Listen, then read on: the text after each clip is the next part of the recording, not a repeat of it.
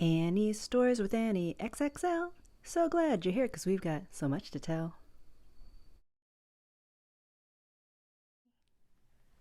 Where am I looking? There you are. It's Annie XXL filming from my bed because I got tired.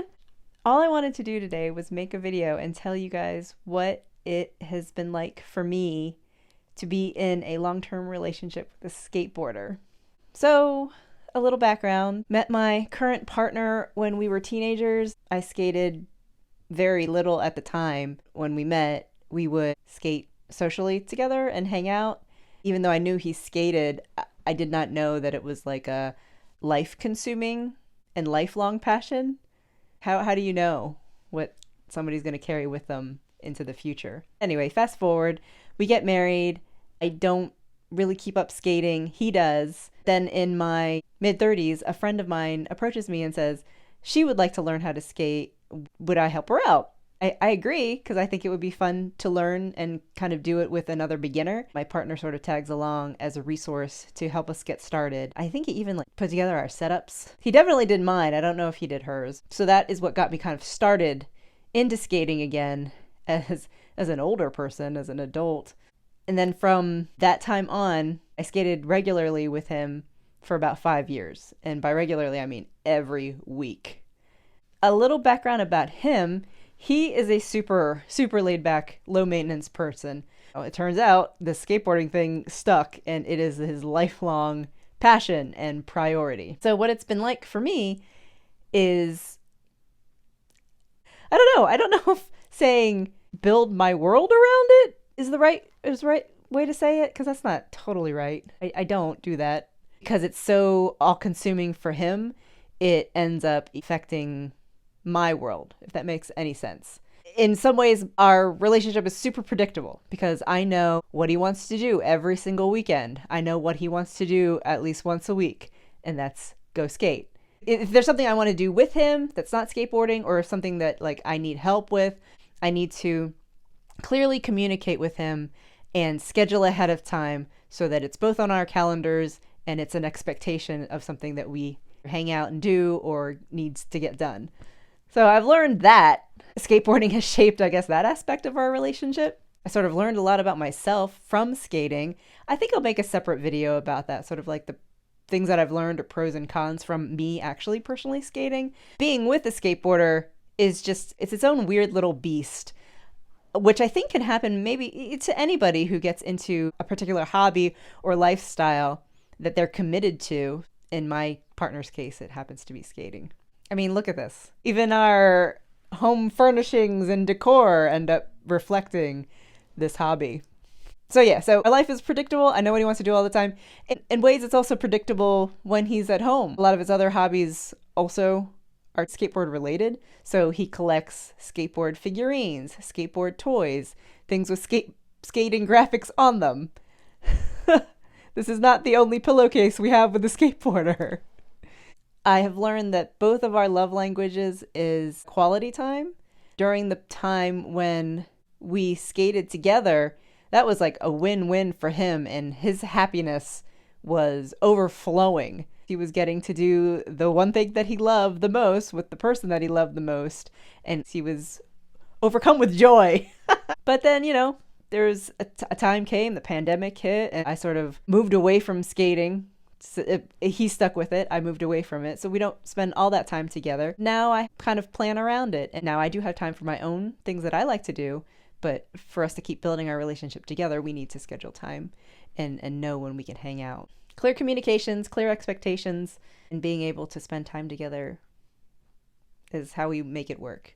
Everybody has different personalities and different ways that they do things. There's people who are skate scouples, who get to do what we did and do all the skating together. One of the benefits of that I've got to experience is travel. I've gotten to see a lot of different places because we're hitting different skate parks. I can contribute and plan things if I want to, and I do throw in the things that I want to see, but oftentimes a lot of the stuff is taken care of for me. Anything skate related that I would be interested in gets taken care of. I don't have to worry about anything. My partner loves it so much, and he wants me to love it so much that he will work around any obstacle to make things work for me. When I did get my setup made, he made sure that I was comfortable on the deck. He asked me questions about how things felt. Is it the right size? How do the wheels feel? He got me pads. He got me a helmet. He would take me to parks where there's different levels of abilities. He would take me to places where I can enjoy skating there as a beginner, making sure there's roll-ins and banks and it's not obstacles that you have to jump onto or ollie onto, because I can't do that. Little Annie XXL can't drop in and can't ollie.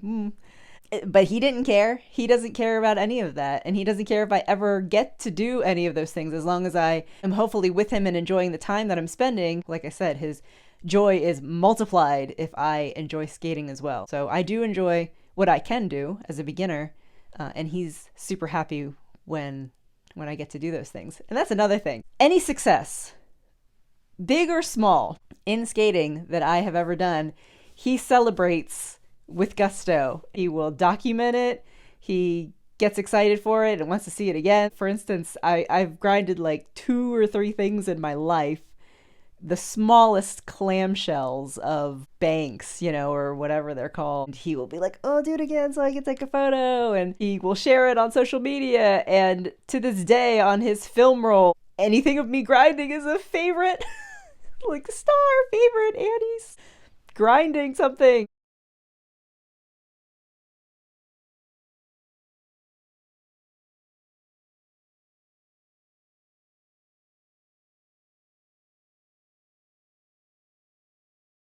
It's cute to see his enthusiasm for me and all the celebrations of my little successes.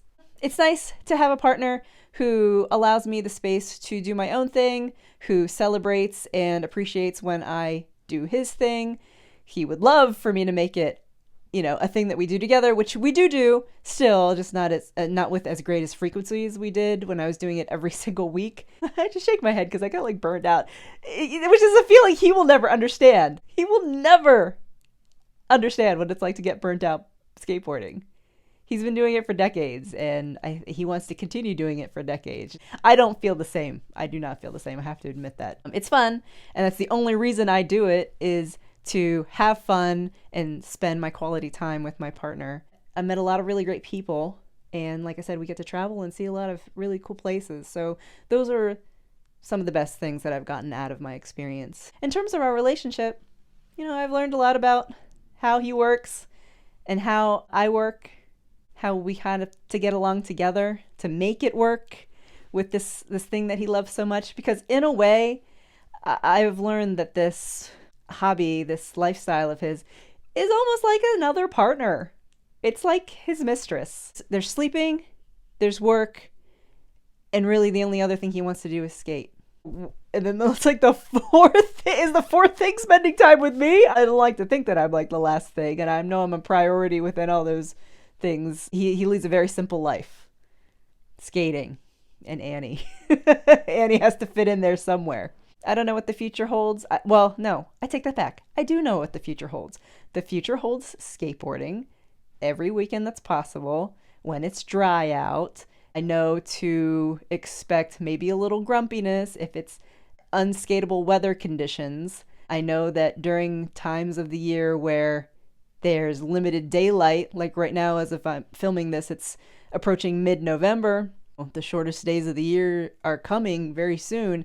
So he was out this morning before I was out of bed. So he'll come and say good morning, goodbye, and I'll see him after the sun goes down. I know what to expect to a certain degree, and we make it work. Here's a funny story, actually, that's kind of related. Literally last night, we were at the bar, and we sat down, and this young man was next to me, and he turns, and he looks at me and asks, do you used to skate at this local skate park? And I was like, yeah, actually with this guy who still goes like every single week, but I haven't been there in years. And then we had a conversation. It was just so funny. That happens like never. Nobody ever wants to talk to me about skateboarding or recognizes me. They always want to talk to him. So whether I like it or not, it's a huge part of my life, even if just tertiarily, is that right? Even if it's just like a secondary thing to me, it ends up being a primary thing because it's such an important thing to my partner. As long as I understand that it's a priority for him, I'm able to make space for it. I'm able to make it work for us. Sorry, I think my neighbors are making like pounding on the walls. And we make it work. So right now we're happy. He's not home right now, but I'm still happy. I can always use my little Find My Friends app to get an idea of how long it'll be till he gets home for us to spend that quality time. That's important. All right. I hope you enjoyed this little story. Maybe I'll make some more skateboarding related content in the future if anybody cares. I hope you're having a good week. Talk to you later.